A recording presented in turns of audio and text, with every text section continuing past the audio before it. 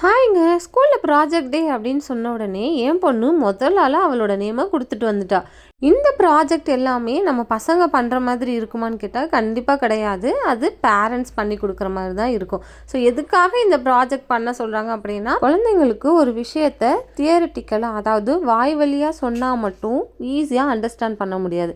அதுவே அவங்க ப்ராக்டிக்கலா ஒரு விஷயத்த பார்க்கும்போது, அவங்களால ஈஸியா அப்சர்வ் பண்ணிட முடியும். அதனால தான் நெறைய ஸ்கூல்கள்ல இப்போ இந்த மாதிரி ப்ராஜெக்ட்ஸ்லாம் பண்ண சொல்றாங்க. அதே மாதிரி தான் என் பொண்ணோட ஸ்கூல்ல ராமானுஜர் பர்த்டேவை செலிப்ரேட் பண்ணுறதுக்காக மேக்ஸ் டே கண்டக்ட் பண்ணியிருந்தாங்க. ஸோ அவள் ப்ராஜெக்ட்டுக்கு தேவையான cardboards, colour paper, glue gun அப்படின்ட்டு அவளுக்கு அந்த ஏஜ்க்கு என்ன புரியுமோ அதுக்கான ப்ராஜெக்ட் தான் செஞ்சு கொடுத்துருந்தோம்.